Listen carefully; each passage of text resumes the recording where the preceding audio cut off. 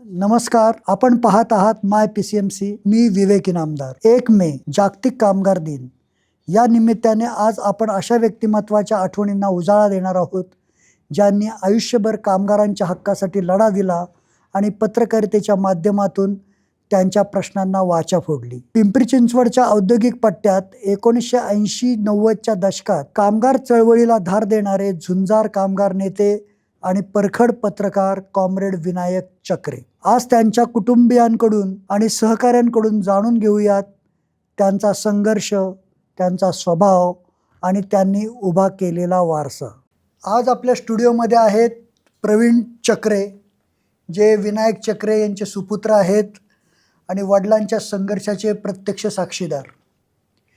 दुसऱ्या आहेत स्मिता रुबदी, ज्या विनायक चक्रे यांच्या कन्या आहेत आणि त्यांच्या आयुष्याच्या भावनिक आणि कौटुंबिक बाजू त्या या ठिकाणी उलगडून सांगणार आहेत.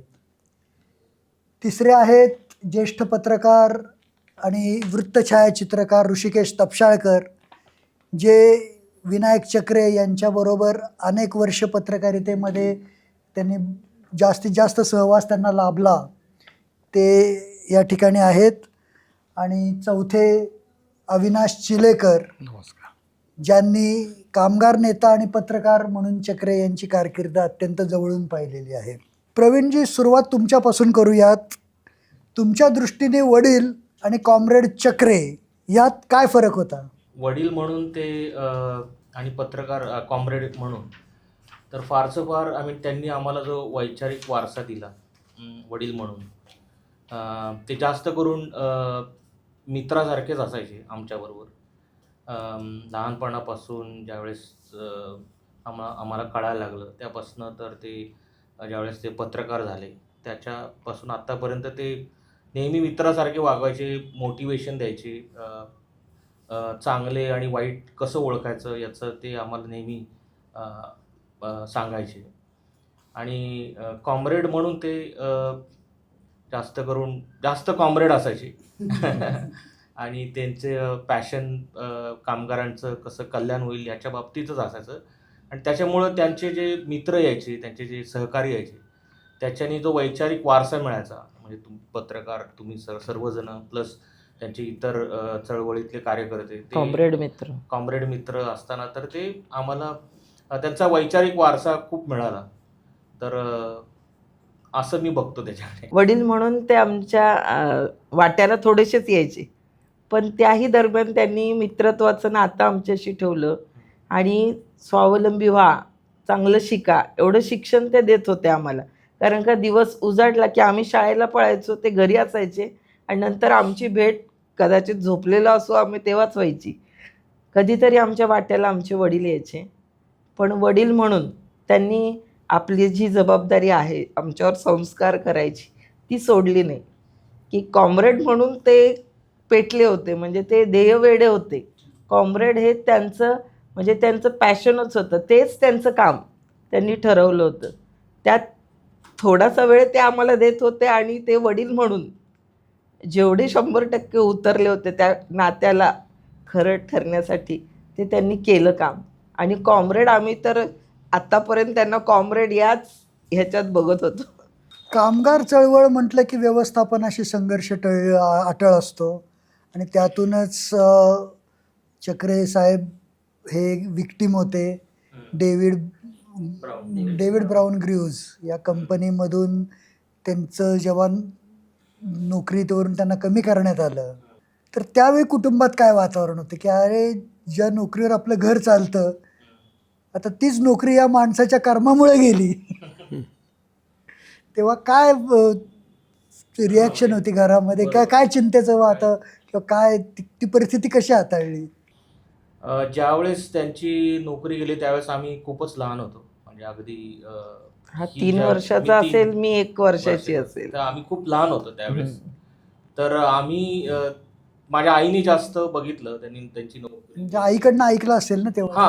आईकडनं जास्त ऐकलं, पण तिने सावरलं सर्व. आणि त्यांची नोकरी गेली त्यावेळेस त्यांना असा ऑप्शन होता, कंपनीने असा ऑप्शन दिला होता की तुम्ही राहा, नाहीतर तुम्ही जर राहिलात तर 600 लोक कंपनीतनं काढून टाकतील, 600 कामगार. तर त्यांनी स्वतःचं सॅक्रिफाईस देणं हे जास्त स्वीकारलं. त्यावेळेस मी जसं ऐकून आहे त्यावेळेस त्यांना त्या काळात 76-77च्या काळात त्यांना 15,000 पण कंपनी देणार होती. ते आणि त्यांचे इतर 3 मित्र सहकारी कॉम्रेड दत्ता जाधव, रोम काका, जाधव काका आणि पप्पा तिघजण. तर त्यावेळेस त्यांनी ते 15,000 नाकारले आणि त्यांनी कुठल्या भरोशावर एक्सेप्ट करायचं, तर त्यांनी असंच विचार केला की कामगारांनीच त्यांना त्यांचं कुटुंब चालवलं अशी ग्वाही दिली. त्या बेसिसवर त्यांनी ते बाकीचं काही न घेता तर ते पुढे चालले. त्यामुळे परिस्थिती वाईटच होती. म्हणजे छोट्या छोट्या गोष्टी फीज भरणं किंवा आम्ही ज्या मित्रांमध्ये राहतो दिवाळी आली तर कसं आम्ही बघायचो त्या ह्याला, तर कामगारांनी ज्यावेळेस फराळ येईल किंवा फटाके आणतील त्यावेळेस आम्ही त्यांनी विचार नाही केला की मी नोकरी सोडतोय आणि त्यानंतर आमचे काय हाल होणार आहे याचा त्यांनी विचार केला नाही. परिणामांचा विचार नाही केला. जे 600 कामगार घरे बसतील आणि त्या कुटुंबाचं जे नुकसान होणार आहे हे त्यांनी बघितलं. आणि पण एक चांगली गोष्ट की त्या कामगारांनी पप्पांना एकटं सोडलं नाही, की कामगार नेता म्हणून त्यांना जे सावरलं की जे 600 कामगार कमवत होते त्यांनी आपला पगारातला खारीचा वाटा का होईना तो प्रत्येकाने दिला. दर महिन्याला ही खूप मोठी गोष्ट आहे की त्याची जाणीव ठेवली त्या कामगारांनी. खूप तीन कामगार जे 3 कॉम्रेड आहेत ते 3 कामगार आपलं घर कसं चालवतील याचा विचार त्या 600 कामगारांनी केला.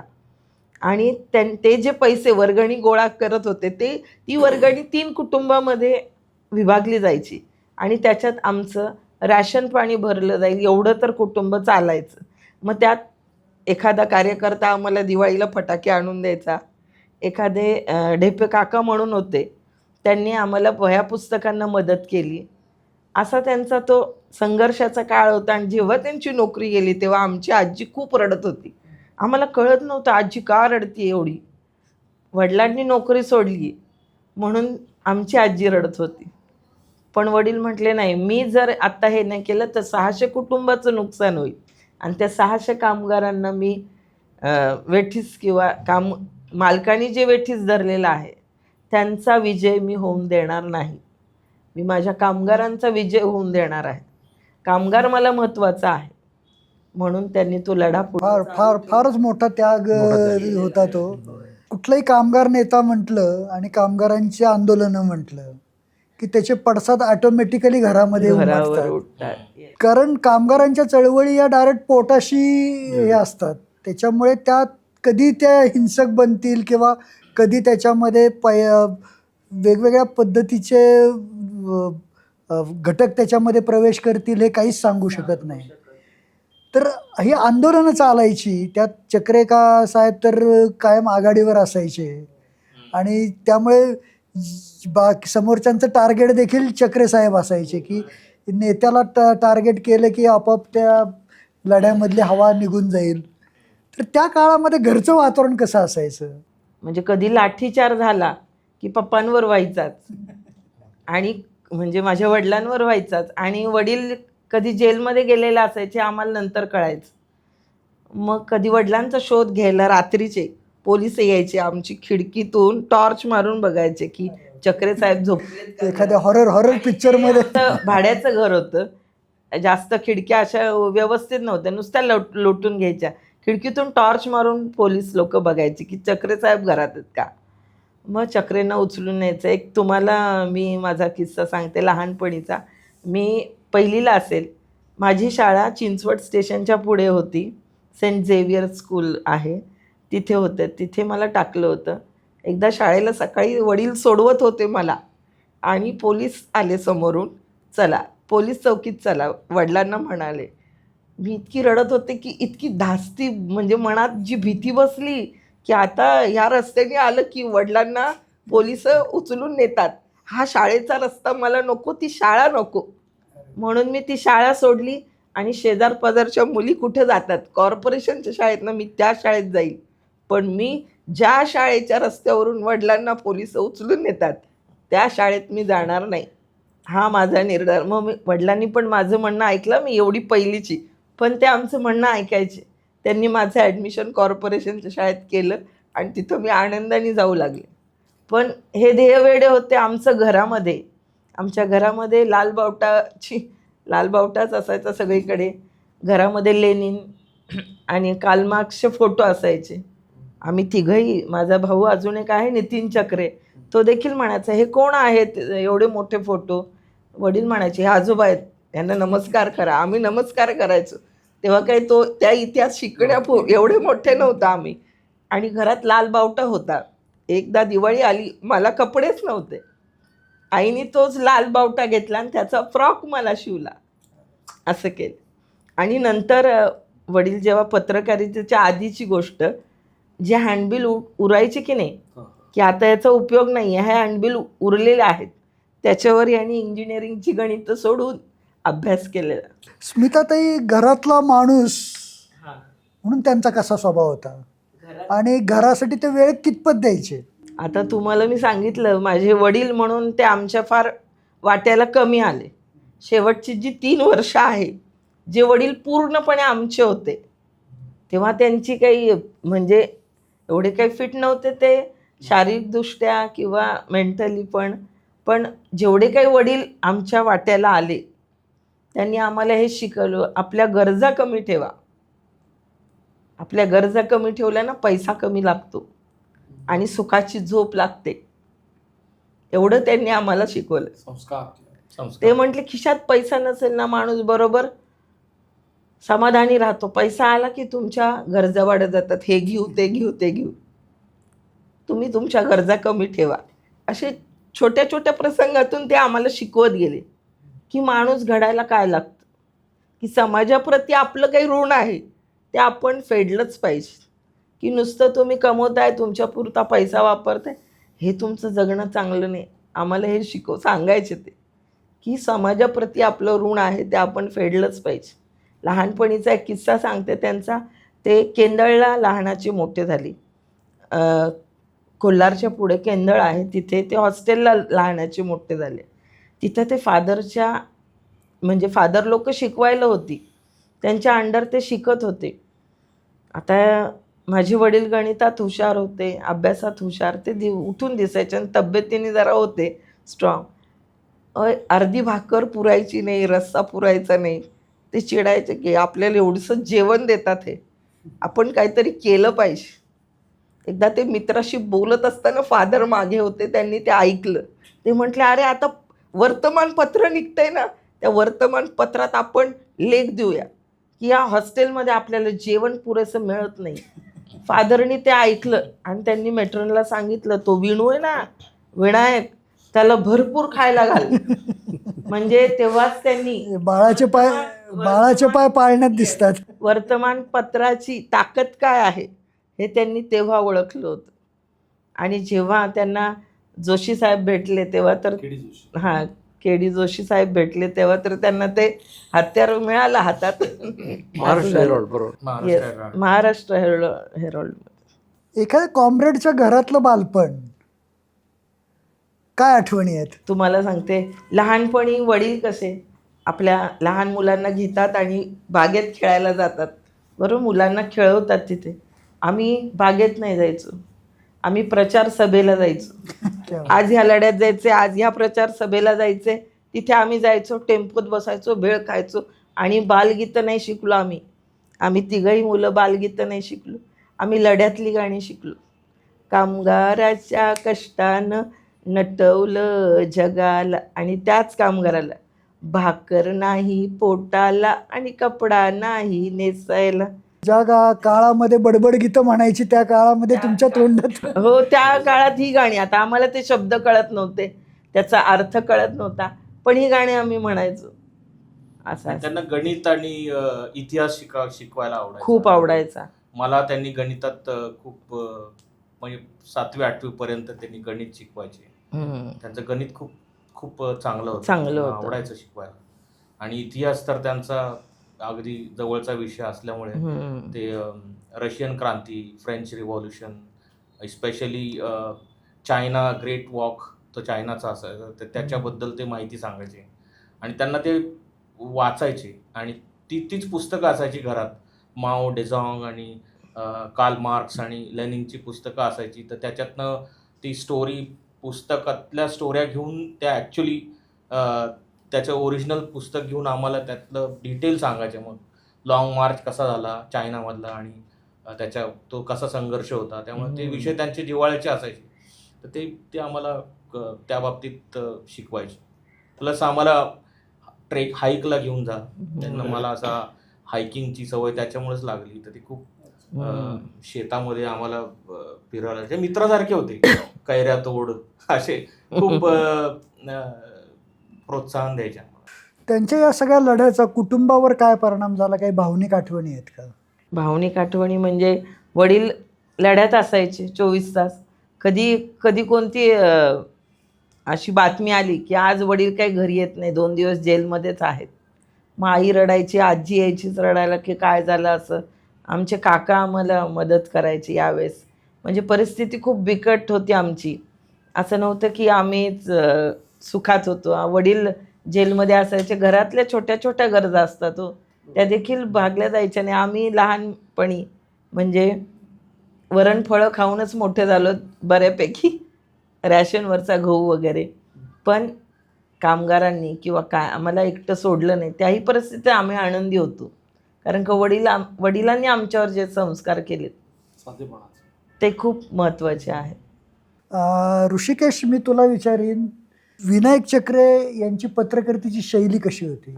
विनायक चक्रे आणि मी आणि माधव शस्त्रबुद्धे हे के.डी. जोशींचे विद्यार्थी. पहिल्यांदा आम्ही आलो ते यमुनानगरला स्कीम नंबर 6मध्ये त्यांचं ऑफिस होतं के.डी. जोशींच्या. तिथं संध्याकाळी सगळेजण भेटायचो. दिवसभर आपली माधव शस्त्रबुद्धे पालिका, विनायक चक्रे कामगार आणि मग ते येऊन मी फोटोग्राफर येऊन सगळं तिथं ते बसून त्यांचं जे काय आहे दिवसभरातलं सगळं के.डी. जोशींना सांगायचे. मग ते बातम्या तिथं तयार व्हायच्या. पण ह्याच्यामध्ये विनायक चक्रेंचं जे होतं ते कामगारांच्या बाबतीत त्यांचं जे काय इश्यूज आहेत त्याच्यावरतीच केंद्रित होतं. आत्तापर्यंत त्या पिरियडमध्ये असं मॅनेजमेंटच्या तिथून येणाऱ्या बातम्या खूप असायच्या, पण कामगारांच्या बातम्या ज्या ॲक्च्युअल आहेत हे स्वतः ह्यांनी भोगलेलं होतं, ह्यांना माहिती होतं. त्यामुळे ते खूप मोठ्या प्रमाणावरती कामगारांच्या ज्या काही इश्यूज आहेत त्या मांडल्या जायच्या. आणि माझ्या मते त्यावेळेस महाराष्ट्र हेरॉल्ड हा एकमेव न्यूजपेपर होता की जे हे कॅरी करत होतं त्या काळामध्ये. पण त्यांची जी शैली होती ती रोखठोक होती, त्याच्यात काही प्रॉब्लेम नाही. जे आहे ते आहे. वाचकांना त्यांच्याशी बेईमानी कधी करायची नाही हे त्यांच्याकडून आम्ही शिकलो आणि ते सांगायचे जे आहे ते आहे आणि ते आलं पाहिजे बातमीमध्ये, हे ते जास्त स्ट्रॉंगली मांडायचे. उत्सुकतेचा प्रश्न म्हणजे चक्रे हे मराठी माध्यमातून शिकलेले मराठी माणूस, माधव सहस्त्रबुद्धेही मराठी, सगळी टीम जी आहे, तू सोडलं तर तुला इंग्लिश माध्यमाचा थोडा गंध होता, तर ही टीम सगळी मराठी. आणि मग ते इंग्लिश पत्रकारिता कशी करायची? यांचे पॉईंट्स असायचे, इनपुट सगळे हे द्यायचे आणि मग त्यांना मराठीत म्हणजे आता त्या ह्याच्यात इंट्रो कसा करायचा. बातमी इंट्रो कधी पहिला होत नव्हता के.डी. जोशींकडे. पहिल्यांदा अख्खी बातमी तयार व्हायची आणि मग त्यांना सांगायचे की इंट्रो द्या. आणि इंट्रोसाठी ते 4-5 ओळी 5-6 ओळीसाठी अर्धा तास 1 तास ते त्यांच्याकडून करून घ्यायचे. इनपुट्स मराठीमधून यायचे आणि कुमार जोशी जे होते ते कन्वर्ट करायचे बातमी इंग्लिशमध्ये. पण हळूहळू शब्द ऐकून ते बघून हे सुद्धा आता हळूहळू आम्ही सगळे इंग्लिशमध्ये करायला थोडं शिकले होते. शब्द कुठले वापरायचे हे कुमार जोशींकडून त्यांनी शिकले होते. लोकसत्ताच्या पिंपरी चिंचवड अंतरंगमध्ये ते वरद विनायक या नावाने एक सदर चालवायचे. त्या सदराची काय वैशिष्ट्य होती, काय गमती जमती होत्या? त्या सदरात खरं सांगायचं तर माझ्या मते तू जास्त ते सांगशील, मला ते एवढं मी पण एक त्याच्यात एक कार्टून आलं होतं टाटा मोटर्सच्या विरुद्ध, चाशी चोरीचं. चासी कामगार असं डोक्यावरती घेतोय आणि खाली सिक्युरिटी चेक तपासतायत, खिसे तपासतायत. तपासतायत. पण ते खूप गाजलं, ते वरद विनायक हे खूप गाजलं त्यावेळेस. आणि कामगारांच्या बाजूनी लिहिणारं कोणतरी काहीतरी एक सदर म्हणून ते बघितलं गेलं तिथं. दुसरी गोष्ट, त्याच वरद विनायकांमुळेच विनायक चक्रे यांना लोकसत्तामधून बाहेर जावं लागलं. पण त्याचं नाव हा, तेच, त्याचं बारसं केलं. हो, विवेकनीच केलं होतं. हो, ते गमतीने म्हणायचे, तू माझं काय बारसं केलं. ते वरद विनायक नाव शोधायला पराळकर साहेब जे आहेत तेलकोचे, म्हणून पण घरापर्यंत आले मग ते सांगतो ना, की त्याच वरद कोण प्रकरणात आहे जो आमच्या टेल्कोच्या बातम्या छापतो एवढ्या, की ते घरापर्यंत आले आमच्या. तर पत्रकारितेच्या माध्यमातून त्यांनी कामगारांचे प्रश्न नेमके कसे मांडले?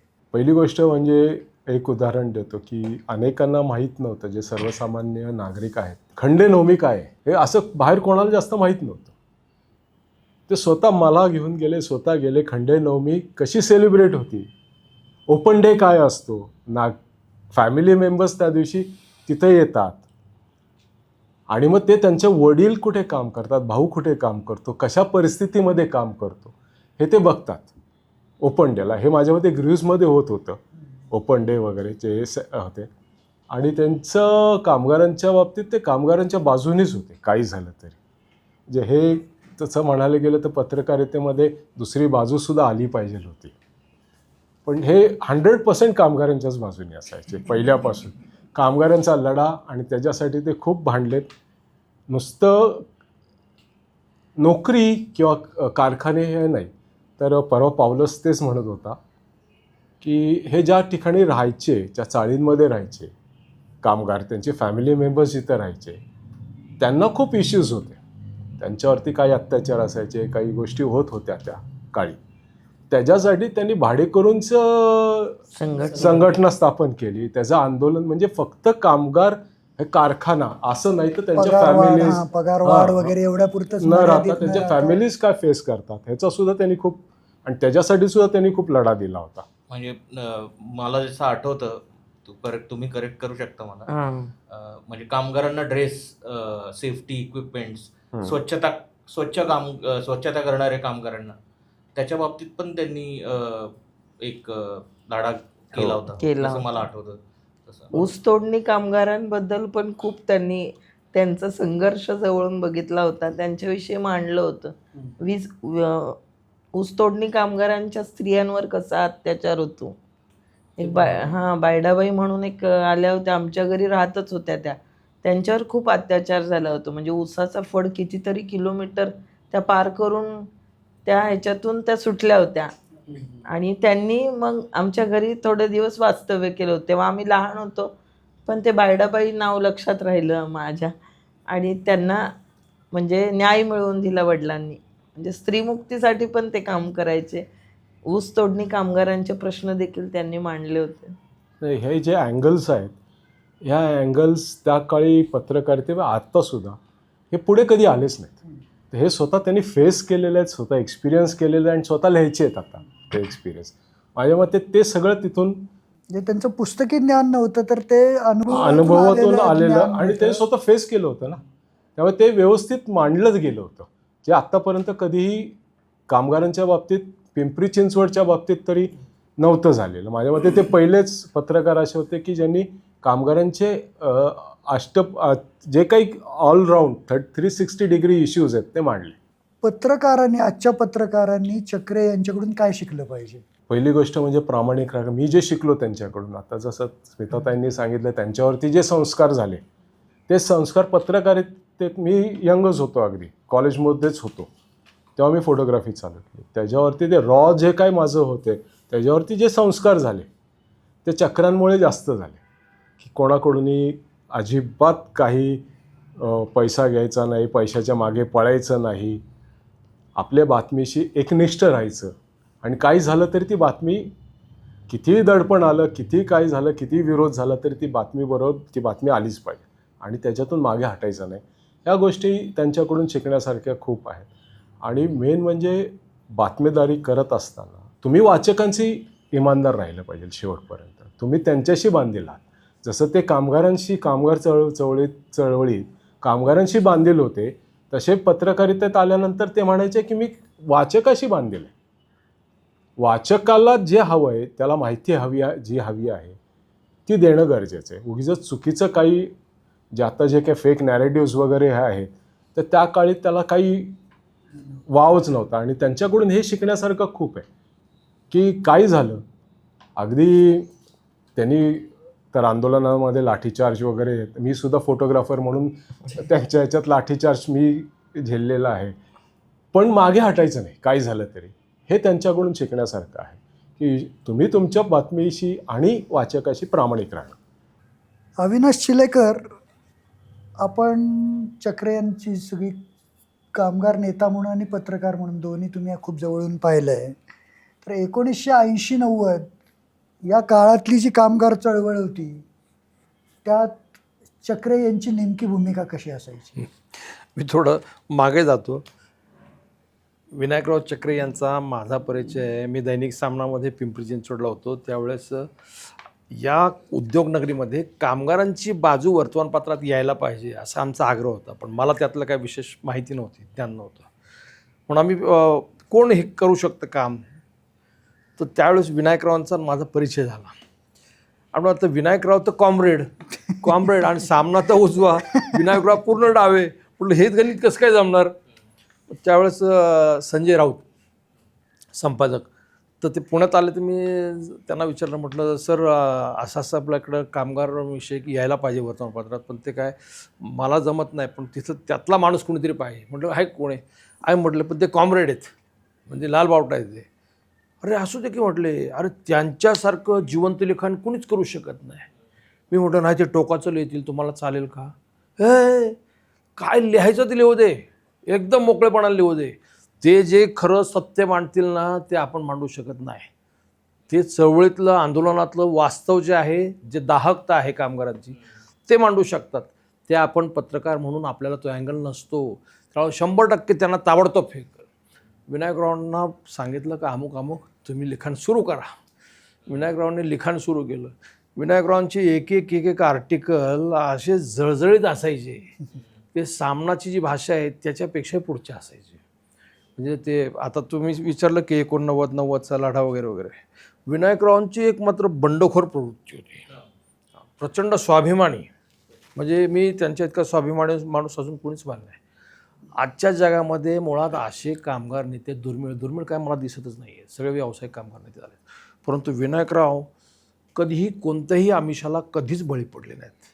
म्हणजे आत्तापर्यंत छोट्या मोठ्या कंपन्यांमधले त्यांचे लढे, किंवा टेल्कोचा लढा किंवा बजाजचा लढा, म्हणजे 89च्या सुमारास जो टाटा कामगारांचा लढा झाला, तो देशभर गाजला की रतन टाटाने धमकी दिली की मी वेळ प्रसंगी इथला प्रोजेक्ट उचलून जमशेदपूरला नेईल. राजन नायर त्यावेळेस तिकडे नेते होते. तो लढा संपूर्ण पिंपरी चिंचवडमध्ये एकदम गाजलेला लढा. त्याच्यामध्ये प्रत्यक्ष विनायकराव सुद्धा सहभागी होते. त्याच्यापूर्वीचा बजाजचा जो लढा झाला, बजाजचा लढा हा पिंपरी चिंचवडमध्ये फार गाजला.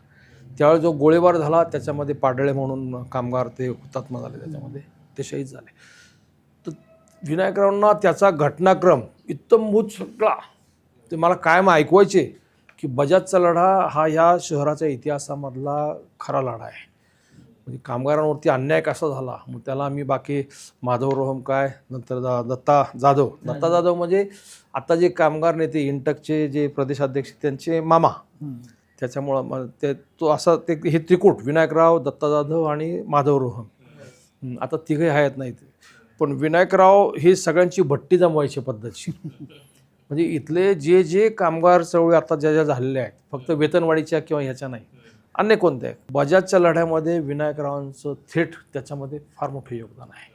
म्हणजे हे बजाजचे कामगार ते सुद्धा विसरणार नाही. इव्हन बजाजचे आत्ताचे जे नेते होते दिलीप पवार, नंतरच्या काळामध्ये तो बजाज ऑटोचा तो लढा वेगळा, बजाज टेम्पोचा जो नंतरचा लढा झालेला आहे, म्हणजे बजाज टेम्पोमध्ये सुद्धा दिलीप पवार यांच्या नेतृत्वाखाली मोठा लढा झाला.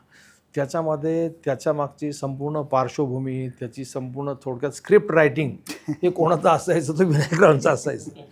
त्यांची एक खासियत होती की समोरच्याचा काटा काढायचा ना, तर शरद पवारांच्या स्टाईलमध्ये कधी काटा काढला ह्याचा तपासही लागू देणार नाही. आणि एक मात्र नक्की आहे, काही झालं तर जसं ऋषिकेश बोललं तसं कामगारांच्याच बाजूने बोलणार.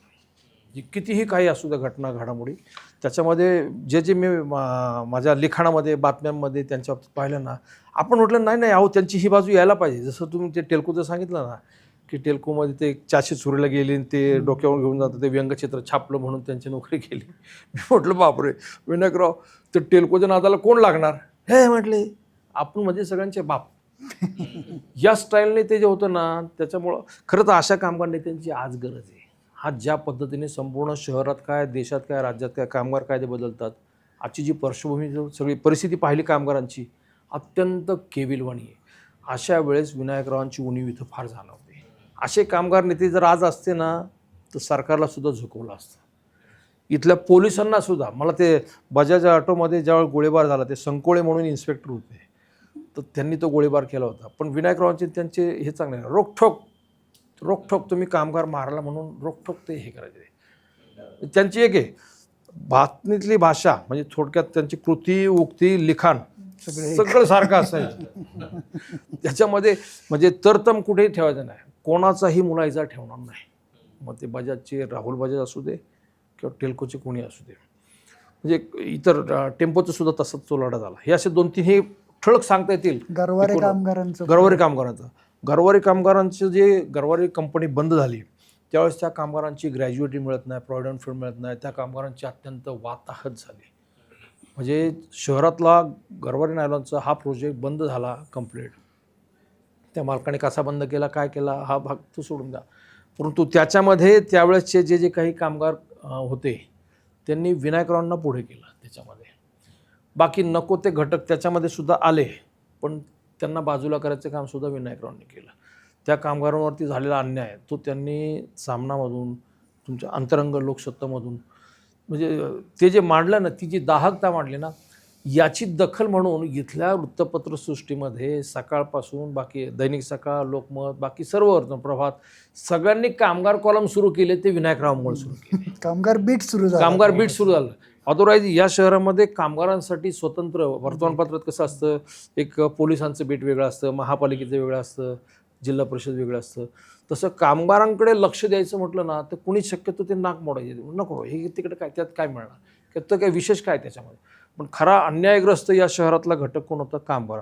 विनायकरावांनी त्याला आवाज दिला वर्तमानपत्राच्या माध्यमातून, आणि पत्रकारितेचा आणि त्यांचं एक मला ते फार आवडलं, त्यांचे आत्तापर्यंतचे चळवळीतले अनुभव आणि पत्रकारिता याचा बरोबर मेळ त्यांनी घातला, आणि तो मेळ घालून त्यांनी खऱ्या अर्थाने कामगारांना न्याय दिला. ह्याच्यामध्ये एक गोष्ट सांगतो, गरवारेचं जेव्हा कंपनी बंद पडली तेव्हा मी हेरॉल्डलाच होतो. त्यांनी मला एक असाइनमेंट दिली होती. एक व्यक्ती आमच्या एरियामध्ये यमुनानगरमध्ये एक्स कामगार होता गरवारेचा, आणि तो पोटा पाण्यासाठी भाजी विकायला हातगाडी घेऊन फिरायचा. हे त्यांनी कुठून तरी शोधून काढलं, मला सांगितलं त्याचा फोटो पाहिजे, आणि त्याच्यावरती बातमी झाली, त्या फोटोवरती. नाही ते असंच झालं, म्हणजे एवढं त्यांचं. कंपनी बंद पडल्यानंतर त्या कामगारांचा पोटा पाण्याचा प्रश्न होता, पगार पाणी नाही, त्यांना प्रॉव्हिडंट फंड मिळत नाही, ग्रॅज्युएटी सगळंच बंद झालं. अचानक एक दिवस नोटीस लावली की अमुक आजपासून कंपनी बंद. अशा प्रकारे ती, मला आठवते रक्षाबंधन का संक्रांत असं काहीतरी होतं, त्यावेळेस ती नोटीस लागली आणि सगळी कंपनी बंद पडली. तिथून पुढे त्या कामगारांचे काय हाल झाले, त्यांचे प्रपंच कसे चालले, याची एक स्टोरी विनायकरावांनी शोधून काढली. म्हणजे हे जसं तू सांगितलं, भाजी, एक कामगार भाजी विकतोय, दुसरा कामगार ते बेकरी आयटम घेऊन, पेटी घेऊन रस्त्यावरती विकतोय, तिसरा कामगार सायकलवर पुण्यात जाऊन दूध विकतोय. अनेक कामगारांचे मृत्यू झाले त्या ह्याच्यात. अनेक, जवळजवळ 50 कामगार त्या बजाजच्या लढ्यामध्ये टोटल गेले, अटॅकने कितीतरी गेले. पण शेवटपर्यंत त्याचा पाठपुरावा केला. ठीक आहे, आता ते शासकीय ह्याच्या पुढे किंवा त्याच्या पुढे न्याय मिळतो नाही मिळतो हा भाग वेगळा, परंतु कामगारांचे हे दुखणं खऱ्या अर्थाने वर्तमानपत्रात मांडून जनतेपर्यंत पोहोचवायचं काम कोणी केलं असेल ना, ते विनायकराव. म्हणून विनायकरावांना आम्ही तर सॅल्यूट, आम्ही पत्रकार म्हणून त्या बाबतीमध्ये तसे फेकी आहोत त्याच्या पुढे. नाही, पण त्या कामगारांनी आम्हाला सोडलं नाही, त्यांच्या कुटुंबाला सोडलं नाही, ते महत्वाचं आहे. म्हणजे कामगारांची शक्ती काय असते. नाही, विनायक चक्रेंचं आणखीन एक मी वैशिष्ट्य याने तुम्हाला नमूद करतो की त्यांनी कटुता आणली नाही कुठं, त्याचे ते विक्टीम आहोत आपण म्हणून ते उघडत बसायचं, समाजाला दोष द्यायचा ते कधी असा त्यांचा कधीच कधीच रोल नव्हता.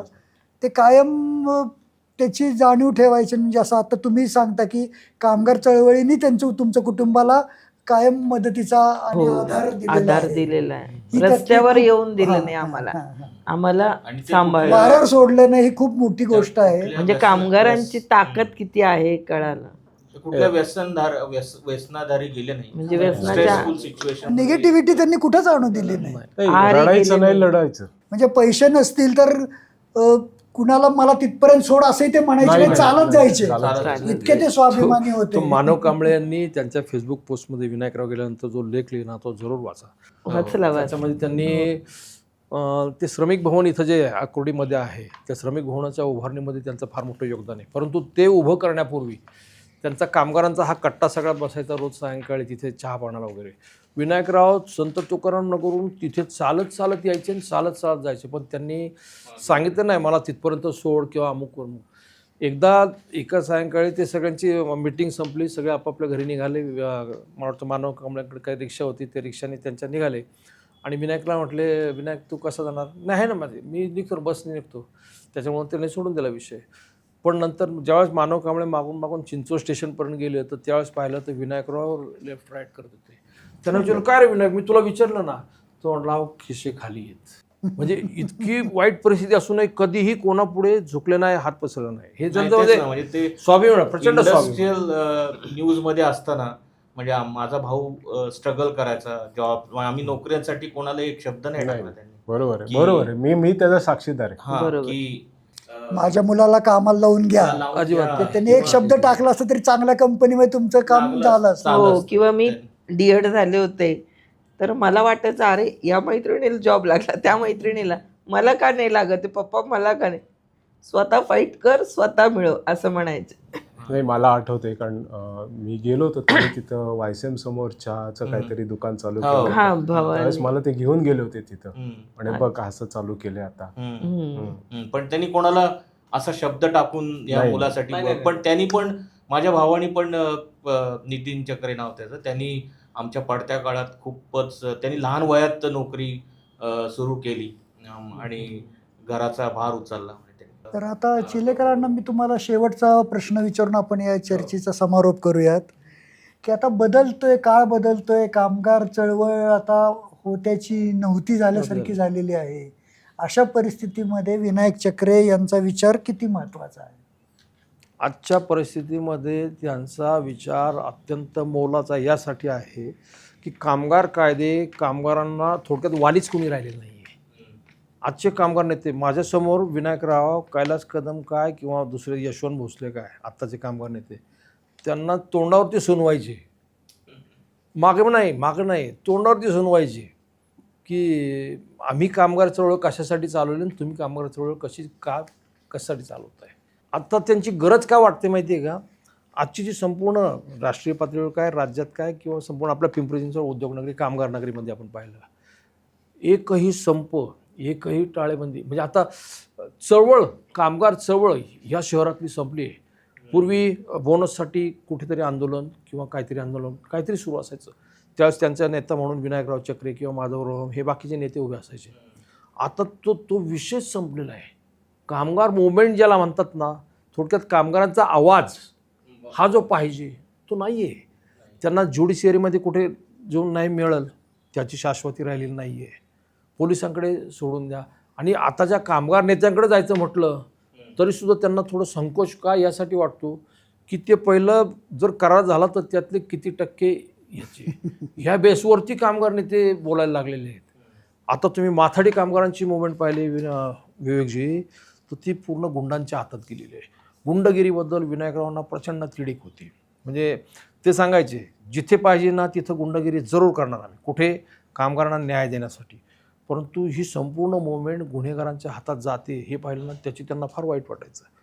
आणि आत्ता जर ते असते तर कदाचित मला वाटतं पिंपरी चिंचवडच्या कामगारांना एक जिवंत लढा, आता आपण पाहिलं केंद्र सरकारने कामगार 4-5 कायदे बदलले, एक कायदा केला, त्याच्यामध्ये जे काही लढे झालेले आहेत आपले इथं, जे काही आंदोलन झालेत, फक्त आंबेडकर पुतळ्यासमोर एक फलक घ्यायचा, तिथे भाषण ठोकायची, विषय संपला. जो त्यातला चळवळीतला जिवंतपणा होता तो नाहीसा झालेला आहे. विनायकराव जर असते तर त्याच्यामध्ये जान आली असती. म्हणजे म्हणून त्यांची आजची गरज का जाणवते अशा लोकांची. असे प्रामाणिक, सच्चे, विकाऊ नसलेले कामगार नेते दुर्मिळ आहेत जे विनायकराव होते. म्हणजे ते दादा यांचं उदाहरण सांगायचे, रूपमयी चटर्जी. रूपमयी चटर्जी.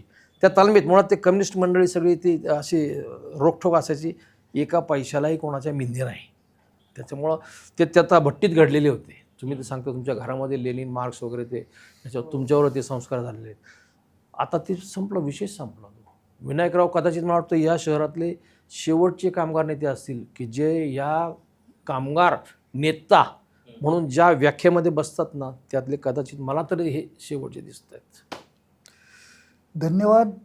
आपण सर्वजण या ठिकाणी आलात आणि विनायक चक्रे यांच्या आठवणींना या ठिकाणी उजाळा दिलात. अनेक नव्या पिढीतील तरुणांना यातून काही प्रेरणा मिळेल आणि काहीतरी शिकायला मिळेल अशी आपण आशा बाळगूयात. MyPCMC चॅनलच्या माध्यमातून विनायक चक्रे यांना भावपूर्ण श्रद्धांजली. कॉम्रेड विनायक चक्रे हे केवळ एक कामगार नेते नव्हते, तर ते अन्यायाविरुद्ध उभं राहण्याची एक प्रेरणा होते. कामगारांच्या हक्कांसाठीचा त्यांचा लढा आणि पत्रकारितेच्या माध्यमातून मांडलेला आवाज आजही तितकाच महत्त्वाचा आहे.